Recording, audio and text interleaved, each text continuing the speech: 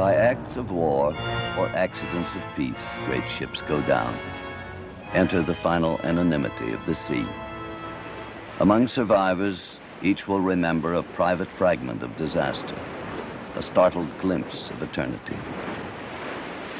We had a full lifeboat, and when we got lowered down, we drifted because we couldn't get all the oars out to pull Well, away. we were always told that that ship could never sink, and then suddenly it stood up on end, straight up, and it went right down straight. And they never had any chance of getting to shore, sir. Never with that boat, never. And I propose to drink to the Britannic, to the splendid ship that you have been on board, and that had such a tragic fate. To the Britannic. In London, Captain Cousteau greets 8 known survivors of the famed British hospital ship sunk by enemy action in World War I. And we were just served with our porridge, and suddenly there was a big bump. You felt it well? Yes, we felt it, and the ship sort of rose up and came down again. And nothing happened for a minute or two, and then the captain got up and he said, "Ladies, you know what that is. Will you go to your cabin straight away, get your life belts, and get up onto the top deck as quickly as ever you can. Don't waste any time." Once we got all the ladies off, it was every man for himself. And we just drifted past the propellers. We were just lucky we got clear. But I saw one lifeboat getting cut up. So I saw arms and legs go up there. They never had any chance. And if they'd stopped the engines, those people would not have been cut up with the propellers. Was the Britannic torpedoed or did it hit a mine? Which is your opinion? My opinion is she got torpedoed.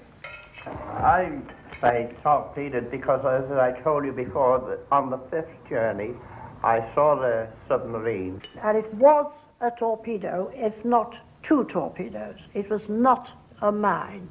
Mrs. Mitchell, what is your opinion? Was the ship torpedoed or did it hit a mine? Oh, torpedo, without a doubt. Without a doubt, torpedo. Thank you. Now you, Mrs. Without a doubt, torpedoed. They Without fired a 2 doubt, of them. torpedo. At least one torpedo, at least. It was a mine without a shadow of doubt. You know what Rudyard Kipling said about war? No. And I read a lot of Kipling. He said, and I think it's the best thing to say about politicians in war. When a war starts, the first casualty is truth. Launched as sister ship to the Titanic 6 months before World War I, the Britannic is also doomed. Then the largest ship ever built, she will go down off Greece amid charges of wartime outrage a year after being commissioned.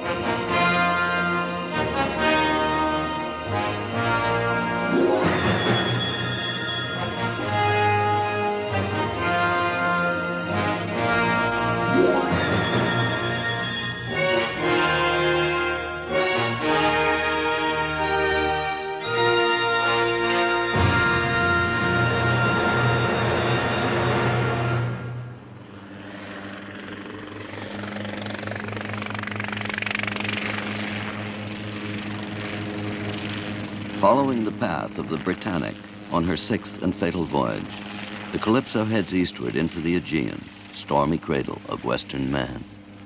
Here, past the shattered splendor of Poseidon's temple, the Britannic steamed to take on wounded from the Allies' failing Dardanelles campaign. Nearby, off Kia Island on November 21st, 1916, she was racked by explosions and quickly sank with a loss of 30 lives.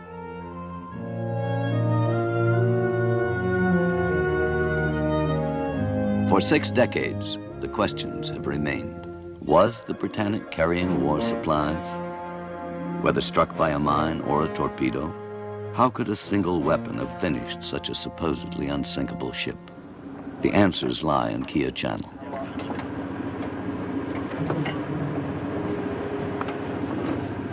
At last on station, at the point indicated on the British Admiralty charts, the Calypso sends a signal aloft, warning other ships in the heavily traveled channel that she will be unable to maneuver. A sonar side scanner fish, covering a quarter-mile path, is lowered to augment the Calypso's vertical echo sounder, and the search begins.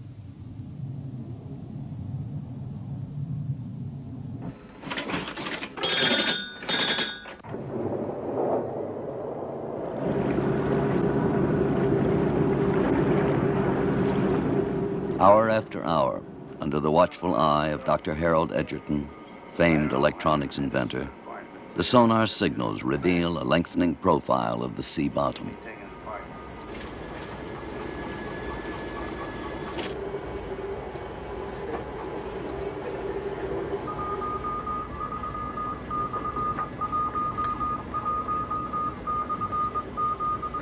As the days pass and the Calypso sweeps slowly to and fro on her search pattern, the graphs and dials give no evidence of the Britannic.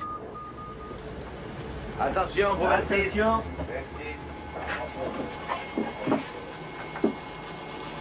260. 260.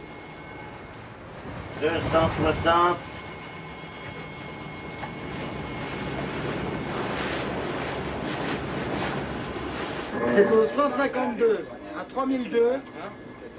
Le prochain point sera 36. 45 secondes. 45 secondes. 15 secondes. 500, 500 000. 2, 1, stop. Stop.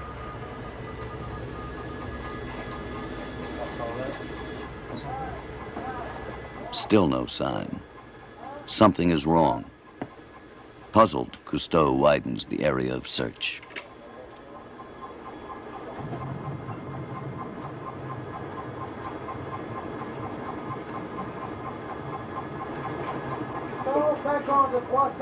Et 3000.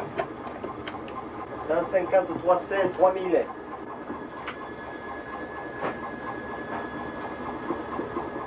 Line, the same one we saw yesterday. It's the same one. Ah, oh! Oh, un point, s'il vous plaît! Il a maintenant. Elle est là, elle est là. Oh là là! Ah là là, on est dessus. Oui, oui, bien. At last, the telltale trace on the graph. 3 miles from the position shown on the Admiralty chart, the Britannic has been found.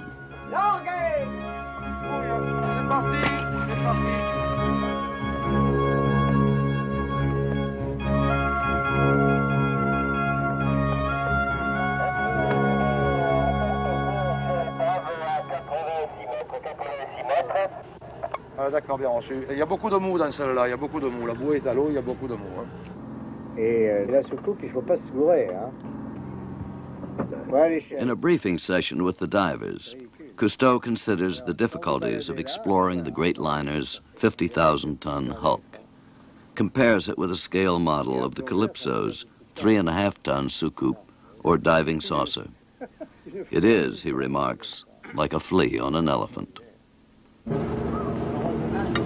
It is the 2-man soucoupe that will make the first reconnaissance of the sunken vessel, completely self-contained, propelling itself by jets. The saucer can remain underwater for as long as 4 hours, achieving depths far beyond the reach of free-swimming divers.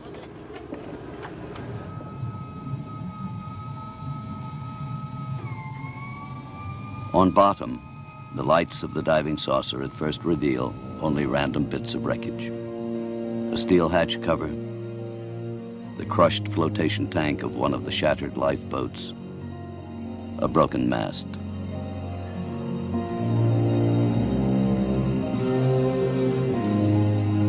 Then, out of the dark, looms a darker silhouette.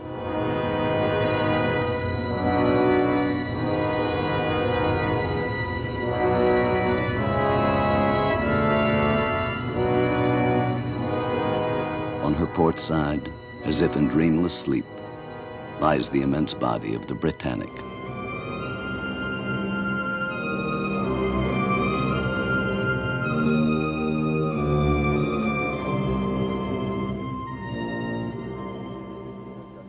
Later, aboard the Calypso, Chief Diver Albert Falco describes videotape made during the descent. On a d'abord trouvé une cheminée, quelques tubes, et puis finalement une énorme silhouette sombre devant nous. Et là, on était arrivé sur la coque. Tout de suite, on a... Though parts of the exterior are surprisingly preserved, even some unbroken panes of glass, a section of wood paneling near the bridge. The hull's iron plates from stem to stern are encrusted with oysters, coral, sponges, and other sea growth.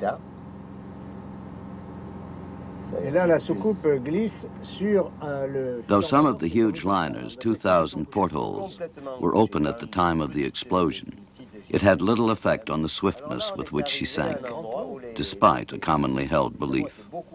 Yet in the brief 55 minutes before she went down, calm and orderly procedures effected the rescue of almost all the 1,136 medical personnel and crew aboard.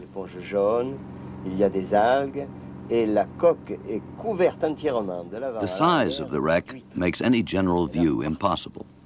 Like a monstrous man-made reef, it rises from sea bottom, 94 feet high and nearly 900 feet long.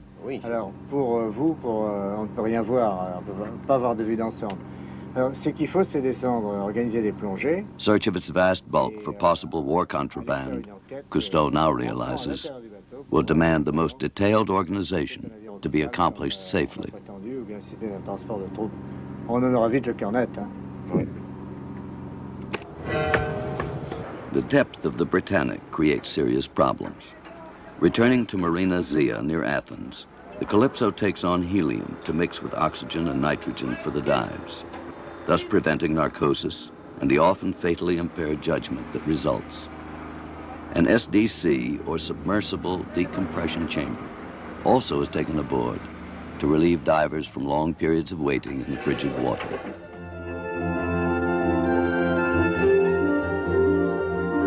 Her decks and holds crammed with special equipment, the Calypso hurries back to Kia Channel. Also on board is a highly interested observer, the vice president of the Titanic Historical Society. Long a student of ship disasters, William Tantum speculates on causes of the Britannic sinking. What I think happened, I put myself in that man's mind consciously. This area had been swept of mines 2 or 3 days previously. All right? And the submarine should, the periscope comes up and they take a look. The first thing you're going to see is a great deal of people moving around on the deck. And these people are members of the Royal Army Medical Corps, the RAMC. And they wore khaki uniforms, the officers, very similar to the regular Army. The nurses and the orderlies wore a different type of khaki, a lighter khaki. But the officers who were on the first class deck area wore regular military type of collars and hats. And at 8:10 or 8 o'clock in the morning or 7:30, they could have been moving from their quarters to the Grand Salon for mess, and a submarine with periscope sees a great deal of 300 or 400 officers and doctors moving in that area, could have mistakenly taken them for military personnel. And being a hospital ship, on those grounds, attacked by torpedo. Because this ship is clearly marked.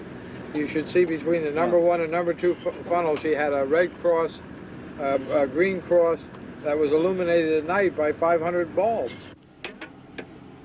Again, the Soucoupe is readied for descent, this time as guardian of the divers exploring the wreck.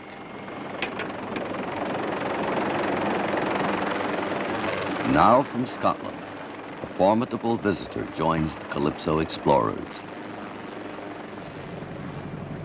86-year-old Sheila Macbeth Mitchell, a volunteer nurse aboard the Britannic on her last voyage. Mrs. Macbeth Mitchell still holds sharp, clear memories of that fateful November morning in 1916. Oh, yes, one of the handful of surviving eyewitnesses.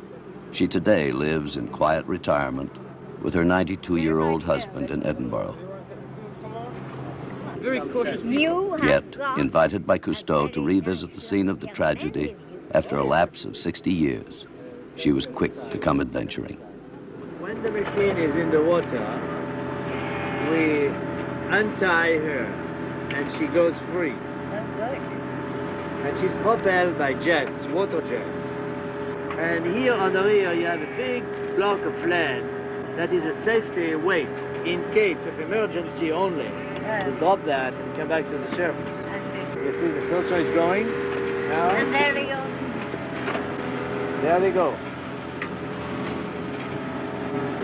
The diver on top is there to unhook the machine. My father and my three brothers were engineers, and I like machinery. Madam, I would like to know a little more about what happened that day when the ship was struck. Yes? You said you heard a big boom, or...? No. First of all, I went to my breakfast in the dining room. Yes. And I had 2 spoonfuls porridge. And there was a big bang. Oh, you heard a big bang? Oh, yes. Did you take all your things from your cabin? Oh, no. Now, in the little a green knitted bag by my berth, I was just under the porthole. It's a very nice little travelling crocodile my brother gave me. Folds up like a cigarette case. Little alarm and luminous top. If you find it... It's in cabin number 15. It'll be there, and it won't work, but it'll be a nice souvenir.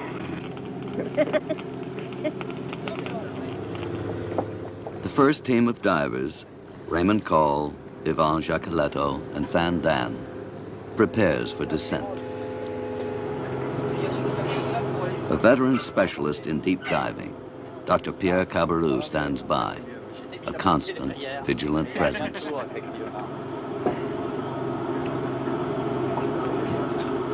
In his heavy, oversized tanks, each diver carries a carefully prescribed breathing mixture of helium, nitrogen, and oxygen, adjusted to the extreme depth of the dive, a formula determined through years of trial and analysis.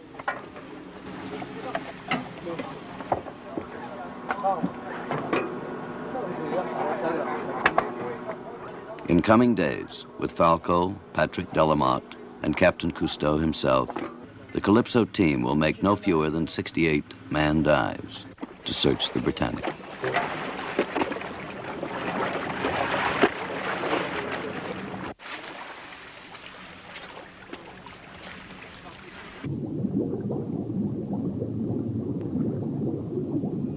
In the depth at which the divers must work, each man is permitted no more than 15 minutes before he must begin the long decompression procedures.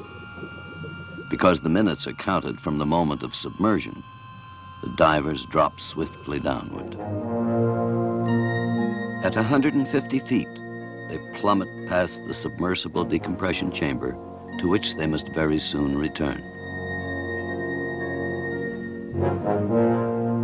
Then quickly sunlight is left behind, and they enter the endless night of the depths.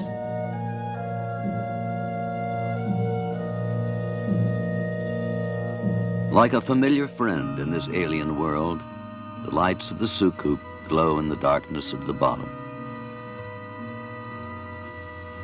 Through the open hatch of the aft hold, the divers penetrate deep into the ship's inner recesses. A ghostly presence from the world of air and sunlight, the corpse of the great liner now belongs to another element. Whatever secrets of past wars or holds contain, they have little meaning here. Now, in the dark, still depths, she has been taken over by other struggles, other occupants.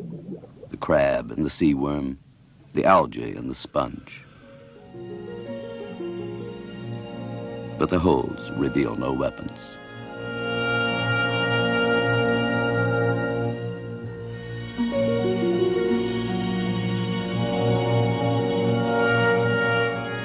The Britannic has become a world on its side. Her decks have become walls. Doorways and portholes gape where floors ought to be.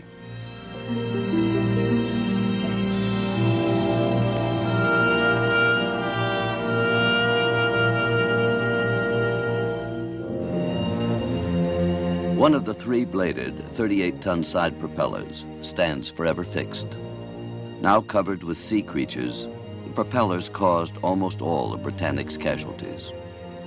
Lifted upward as the ship sank at the bow, the turning propellers drew the lifeboats into the blades, smashing them to matchwood as they struggled to escape the dying ship.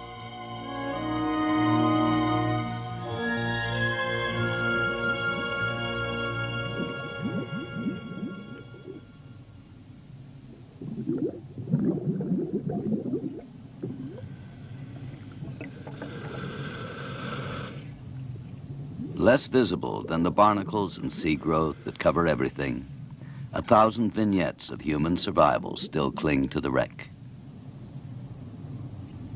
The men of one stokehold never told of the emergency, who came to deck to find the lifeboats gone.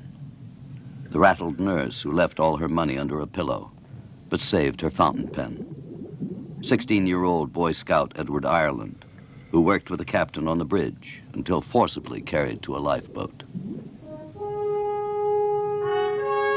Here, in a forward salon, a cluttered mass of hospital bed frames bears witness to the 15,000 sick and wounded carried back to England by the Britannic during her brief months of life. By a merciful irony, she was outbound when death came. The beds for the wounded were empty.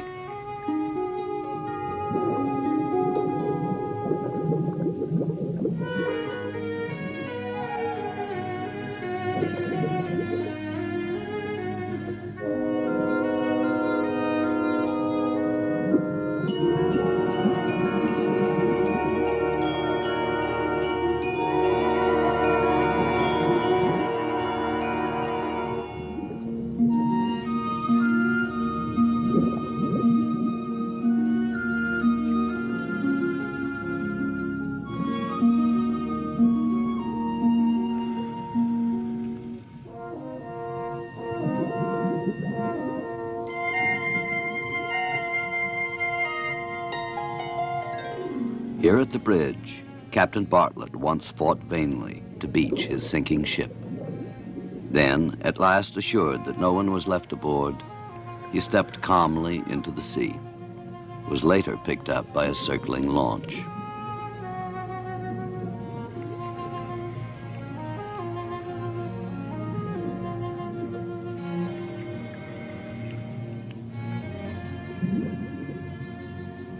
The Shadburn, the internal communication system by which instructions were transmitted from bridge to engine room, is now an encrusted mass.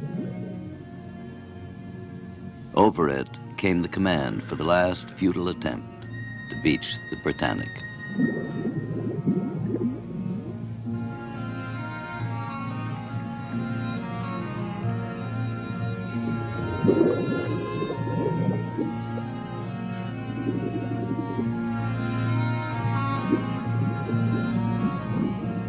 All that remains of the pilot wheel is the brass strap that bound the wood. The handholds and the wheel itself have long since rotted away.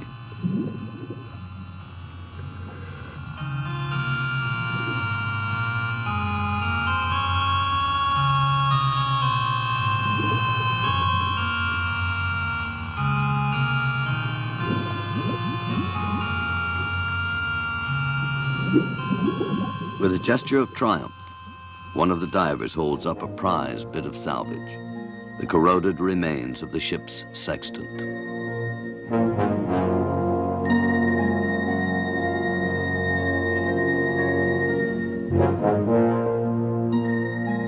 Near the bridge, in the comparative luxury of his rank, lived Captain Bartlett during the brief tenure of his command. Present at the vessel's birth and death, he sometimes may have reflected on her inauspicious launching. Born into war, the queen of Britain's luxury liners was committed to the sea without ceremony or christening. In the words of one disgruntled workman, they just builds her and shoves her in.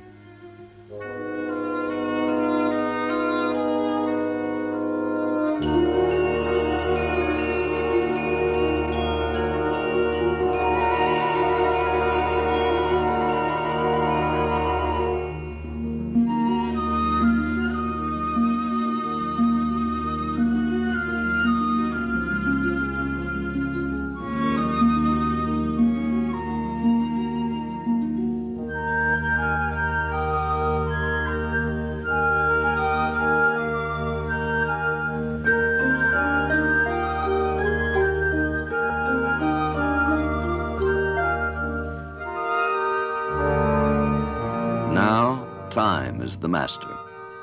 On each descent, after 15 minutes exactly, the divers exchange signals and begin their slow, laborious return.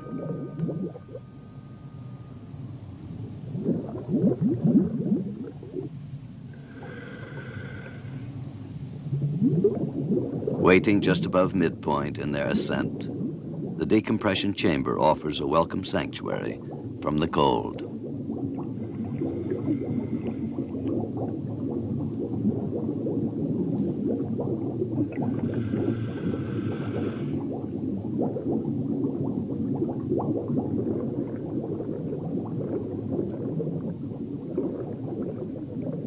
Helped by the service divers sent down from the Calypso, the deep divers remove their cumbersome heliox tanks and place them in racks on the side of the metal bell. At last, releasing the mouthpieces of their breathing hoses, they glide through the lock at the bottom and enter the relative comfort of the decompression chamber. Êtes-vous à 3 dans la tourelle? Êtes-vous à 3 dans la tourelle? Vous êtes prêts à fermer la porte? As the Calypso is assured that all 3 divers are secure, one of the service divers makes a final check of equipment and closes the hatch.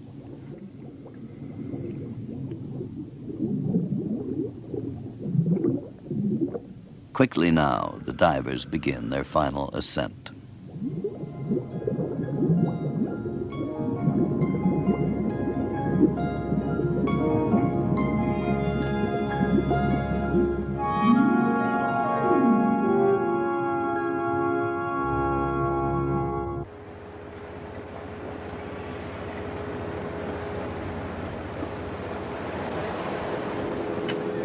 Hoisted to the crowded deck, the SDC is immediately lowered into the hold so that the soucoupe can be returned to its platform above it. Here, periodically breathing pure oxygen, while Dr. Cabarrou gradually alters the pressure in their capsule, the divers will remain in limbo for the next 2 hours and 45 minutes.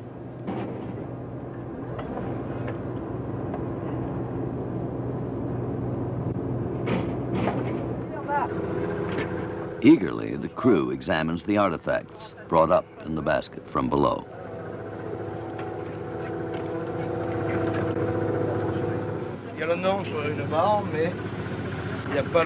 On the brass ring of the pilot's wheel, the manufacturer's name is still legible.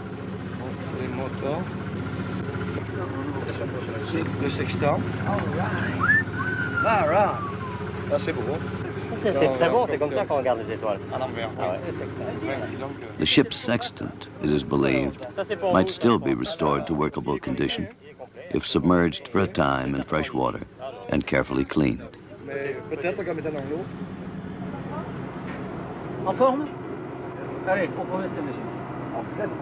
At last, their long wait in the SDC at an end, the 3 divers are released from confinement. Routinely, Dr. Cabarrou asks each man how he feels. Routinely, each man gives an affirmative reply. But Falco has been below in the soucoupe. He knows that at moments they felt a little lost. Here you are. Not very good. Here are all the patients, and here are the nurses and the matron. You'll see here the boats hanging. the lifeboat in front of me and the one behind were drawn in by the propellers and cut into ribbons. If anybody escaped from those boats, it was because they jumped out and perhaps could swim away. You see, the boat was worth 2 millions, and where we were hit, there were high cliffs, and they wanted to beach the boat where there was sand, the other side of the island. And so the minute we touched the water, she went on, and the propellers were coming up, and turning. At the turning, and at the back it was a whirlpool, and they were pulling all the lifeboats into the whirlpool. And when she went in altogether, she just went straight in, just like a dive, a good dive. And everybody's heart was in their mouths. When she was turning, of course, I was thinking, oh, my trunks will be sliding under the other girl's bed. And all the oranges and lemons I bought in Naples will be on the floor. And where is my clock? You know, things like that. We had lots of concerts. I've lost all my songs, all my best music. Now I hear somebody sing and I say, oh, I had that. It's down below. I don't know what we were thinking about, all kinds of things. And the wreckage was floating about round us. And we suddenly saw notices saying, doctors only, nurses only, patients only. Floating? Floating in the water. Because the matron was very old-fashioned. When we wanted to walk and have a real walk in the evening, she put this rope across, you see, to stop us walking. And one wag near me saw these notices, and he said, huh, surprised the old dame didn't put a notice to say doctors and sisters shouldn't drown on the same side of the ship. And when I got back into Athens at night to go to bed, I had my French knickers on with blue ribbons threaded through, and one was lost. And the other nurses were very teasing me. They said, have you given the sailor the blue ribbon for that, in exchange for that, you see? Did you? No. I'm much too Victorian. When you received the cable from New York asking you to come here in Athens on board Calypso, you were astonishingly rapid to decide to come. I have had a very lucky life. I've been to many countries, and I never thought I would come back to the Britannic again, no. And it's marvelous, marvelous. Now I am 10 years younger than I was last Wednesday. See? As the days pass and the search progresses, Cousteau himself prepares to examine the wreck. Si on rentre quand on a l'attention là-dedans, c'est ça qu'il faut regarder. As usual during the search, Cousteau takes his bearings and plans his dive in relation to the Britannic model aboard the Calypso. Intending to explore the forward section of the liner, he is again reminded it is a world askew. To descend the grand staircase, for example, his progress will not be vertical, but horizontal. Mais pas vers le fond de la mer. Hein? Au même niveau. C'est-à-dire que quand on descend l'escalier, on reste au même niveau. Bon. Et il faudra me sortir un profondimètre et une... Hein? With the unhurried precision learned in long practice, final preparations for the descent are completed on deck.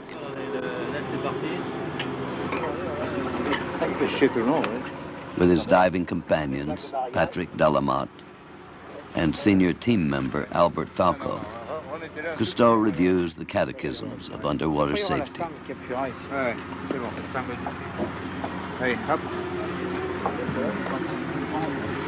C'est marrant de se dire qu'on va avoir froid alors qu'on crève de chaud.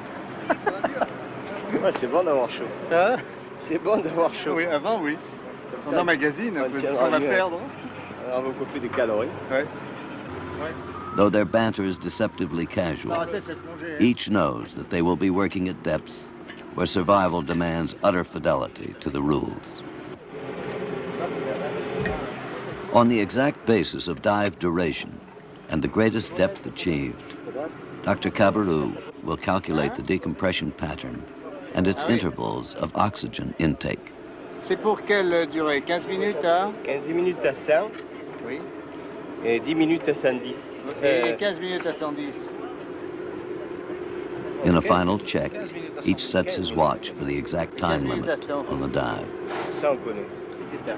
Si on fait que 10 minutes à 110, c'est le palier. C'est ça, 64. Il n'y a que 64.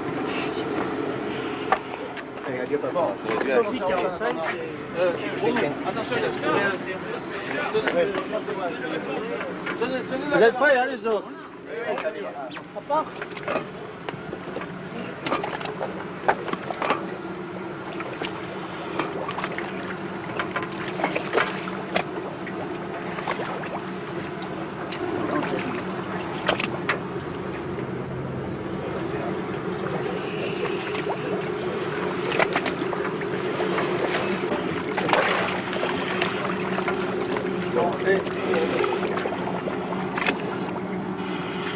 Il est parti. 15 3 0 0. Il est parti. As Cousteau submerges, Falco and Delamotte immediately follow, for already the clock has begun to count. As always, the dive is a race with time, a dreamlike fall to the bottom. I passed the decompression chamber, without which there could be no safe return for any of us.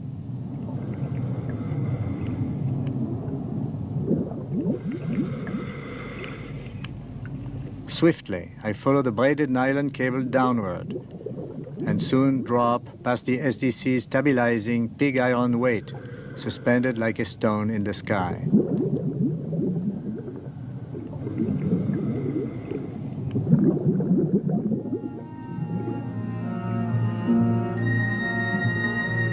Almost at once, I cross the barrier of darkness.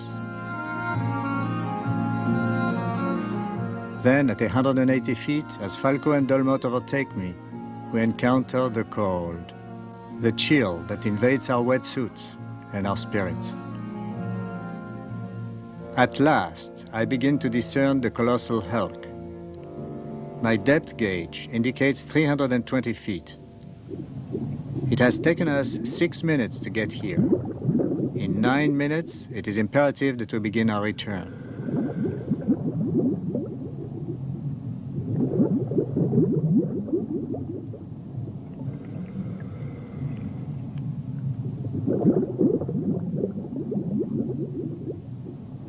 I swim now through a world in which all reference points have been altered. The walls of the monumental first-class hall are above and under me, the floor directly ahead. I weave through a labyrinth of metal bars across my horizontal course. I feel I could get caught like a tuna in a giant net. Abruptly, I realize that these grids are all that remain of the grand staircase. But a less definable sense of disorientation also haunts me. The Britannic's entire career was unintended. Planned for fashionable transatlantic crossings, she spent her brief life in the drab pursuits of war. Here in this room, where orchestras were meant to play, dust has settled everywhere in the Stygian gloom. History has made a mistake.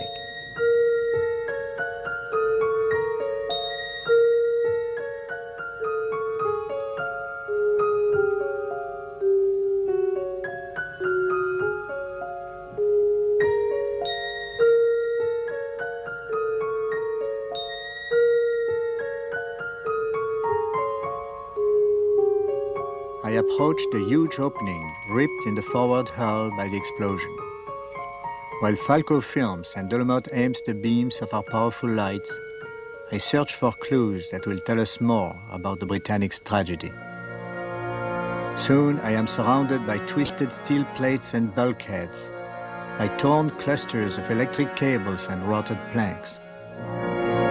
I realize I have penetrated deep into the ship's entrails. Then darkness. I cling to a buckled pipe.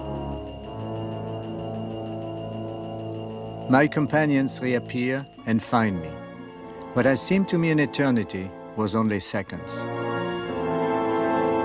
I remember the sudden fear, the line by Paul Valéry. A man alone is in bad company.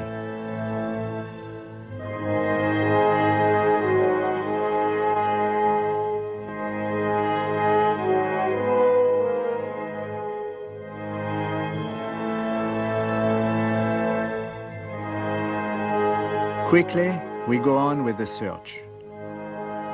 When we reach the very bottom, the depth is 370 feet. Here and there, one of us picks up a bit of debris, stores it in the soucoup's basket for later examination at the surface. Not far from the immense rupture, perhaps 100 feet back from the bow, we find a piece of coal, apparently blown from the bunkers.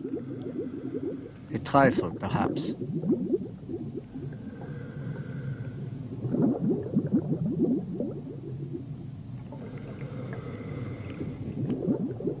My watch tells me we have reached the end of our short lease of time. I signal my companions. We withdraw and begin our ascent.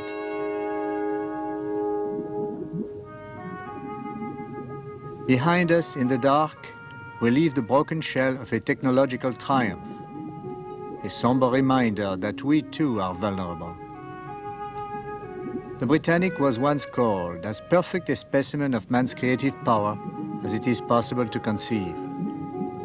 She lasted less than a year.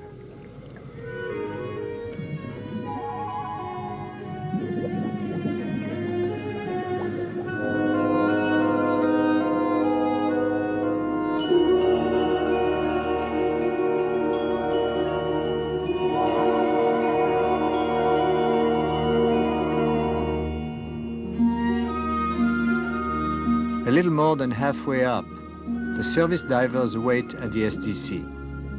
They help remove our air tanks and store them in the racks while we enter the warm haven of the decompression chamber.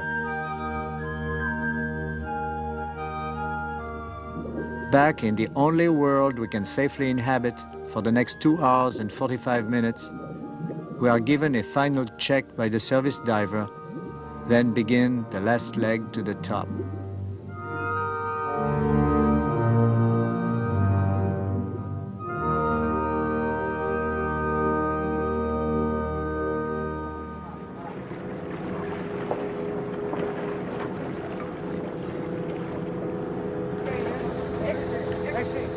Like workmen at the end of a job, we find ways to spend our leisure. Avec un beau fusil d'argent, avec un beau fusil d'argent, il a tué le canard blanc, il a tué le canard blanc. Il n'y a pas de violette sans le printemps, ni d'amour, ma molette sans les amants. On veut des akouskis par le sang. We make, over the intercom, a few requests for some appetizers and wine. Oui, d'accord, pour la bouteille, mais pour un verre. Boringly, Dr. Cabarrou insists that it is a practical impossibility. Vous avez 1 minute pour arriver à 24. 1 minute pour 24. Instead, he prescribes oxygen according to the prepared tables for the depth we have reached. Vous reprenez les masques. Ah oui, d'accord.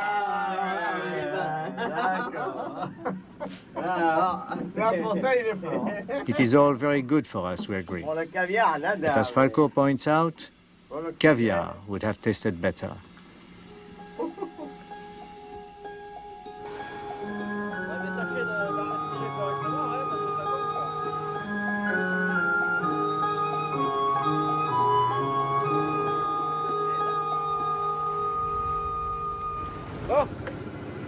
Okay. Okay.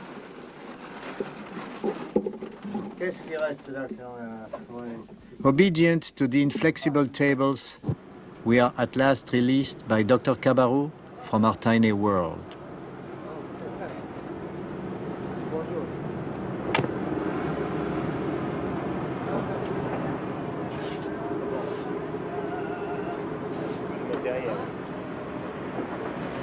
Suddenly, the crowded deck of the Calypso seems enormous.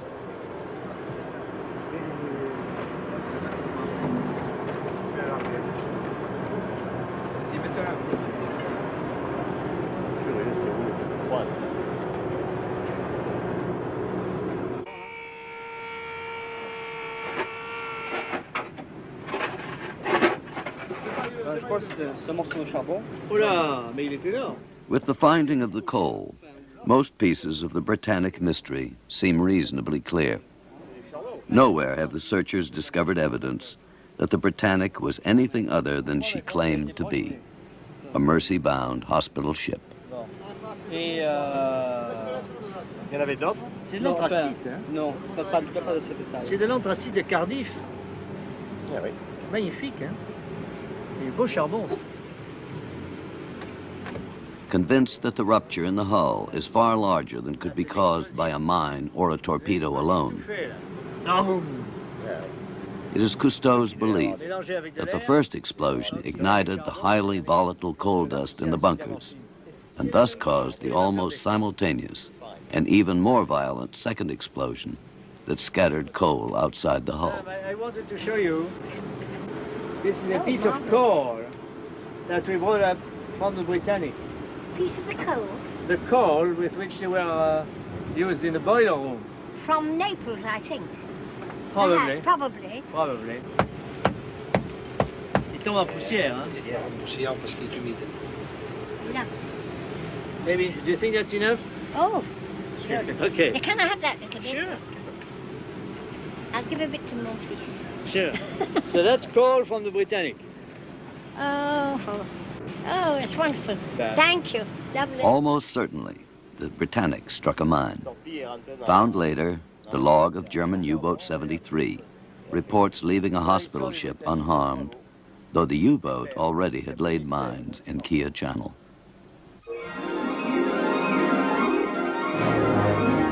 Its work is finished, yet for the Calypso, one mission remains to be done. To Mrs. Mitchell is granted an opportunity seldom given mortals, the chance to go back in time for a second look.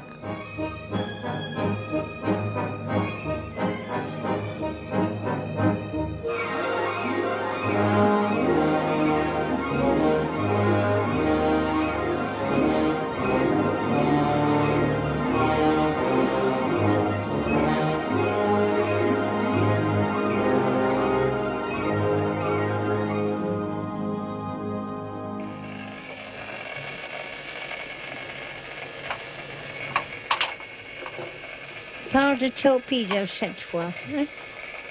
Ok, porteur, ok pour moi.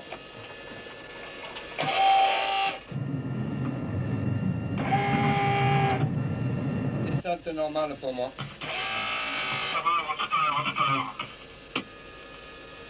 A lifetime later, the young nurse from cabin 15 returns to the ship where she lost a clock, some old songs, and a sack of oranges.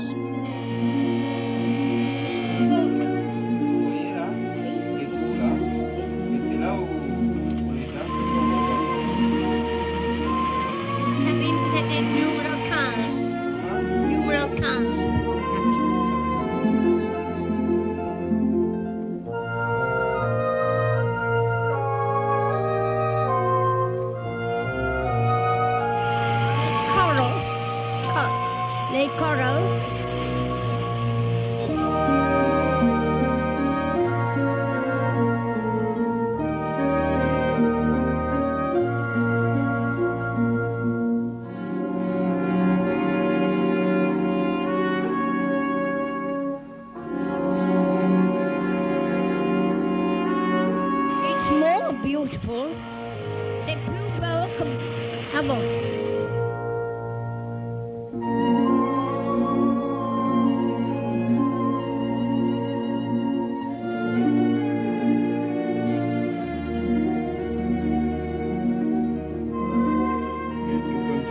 peu avant de remonter.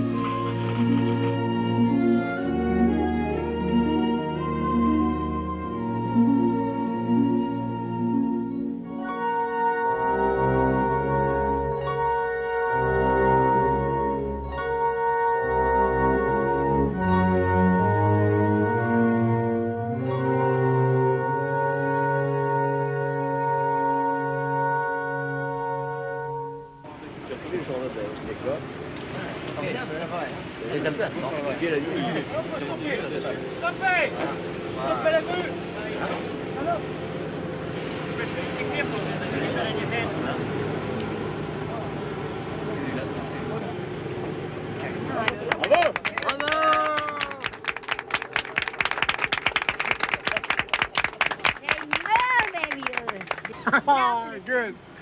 Did you Et see the c'est ship? beaucoup mieux. Oh, le Britannic, c'est beaucoup plus joli maintenant qu'avant. Ah! C'est plus joli maintenant qu'avant. C'est vrai. Ah, c'est vrai. Et j'ai vu un grand lobster. Lobster. Lobster. Langouste. Langouste. Il a fait breathing, watch that. Yeah. Il avait peur.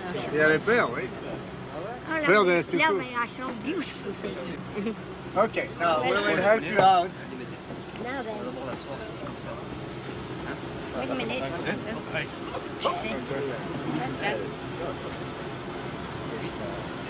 Get these big feet down. Il faut avoir des skis. Il faut avoir des skis.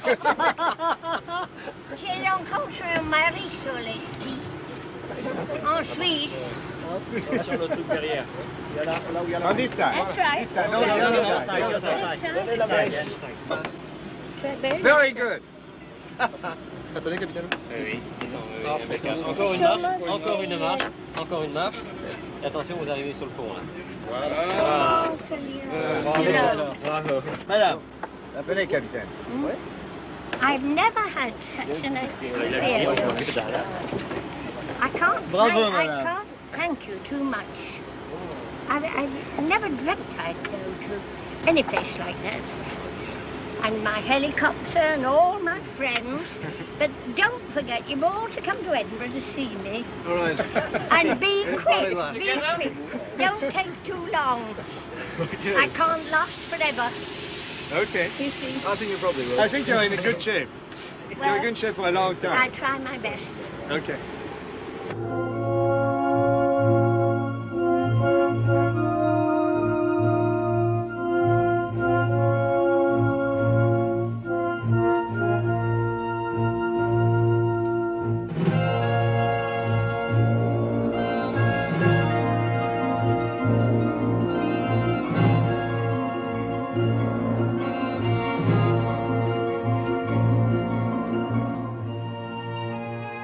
Again, Calypso's guest has packed her bags.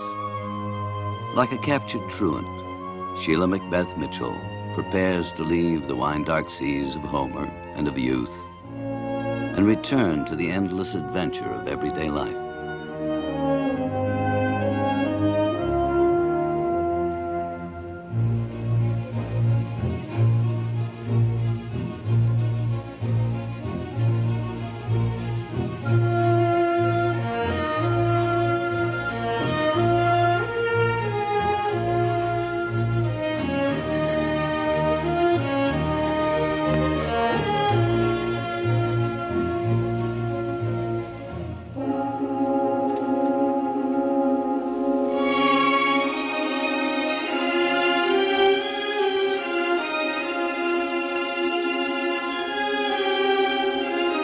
Aboard the Calypso, each has been touched by a bright and indestructible lady. On whatever future journeys she may make, she carries from each a silent wish. Bon voyage, Mrs. Mitchell.